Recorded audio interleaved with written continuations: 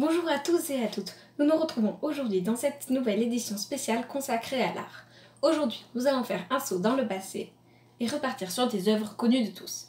Si je vous dis pont, cela vous rappelle-t-il quelque chose? Non? Et si je vous dis Munch? Eh oui, je parle effectivement du tableau Le Cri.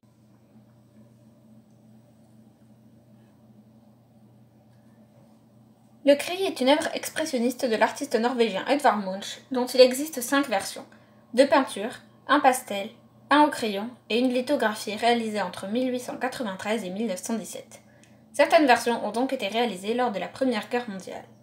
La lithographie est l'art de reproduire par l'impression les dessins tracés avec une encre ou un crayon gras sur une pierre calcaire, feuille, estampe imprimée par ce procédé. Edvard Munch est un graphiste et peintre expressionniste norvégien. Il est né le 12 décembre 1863 et est mort le 23 janvier 1944 à l'âge de 80 ans. Munch peut être considéré comme le pionnier de l'expressionnisme dans la peinture moderne. Ce courant prend naissance en Allemagne au début du XXe siècle et il se situe dans le prolongement du symbolisme pour l'inspiration, du fauvisme pour l'utilisation de la couleur.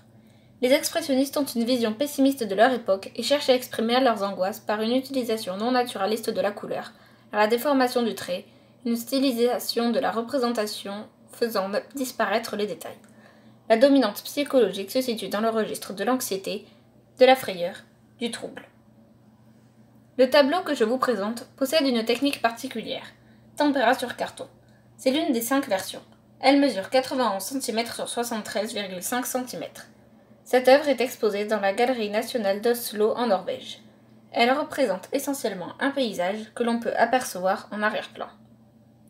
Au premier plan, nous pouvons apercevoir un homme, la bouche grande ouverte et le visage figé de terreur. Il a le corps déformé, ses yeux sont creux, il n'a pas de pupille. Le tableau offre différentes nuances. Le ciel à l'arrière-plan est rouge sang, accompagné de teintes orangées. La mer est noire, ainsi que les habits des personnages représentés. Le noir est symbole de peur. Le pont, où se tient le personnage central, est marron.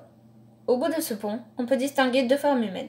À l'arrière-plan, dans la zone plus claire de la mer, on voit 2 bateaux voguant sur l'eau. Cette peinture symbolise l'homme moderne emporté par une crise d'angoisse existentielle. Elle est considérée comme l'œuvre la plus importante de l'artiste. Le paysage en arrière-plan est le fjord d'Oslo, vu d'Ekeberg.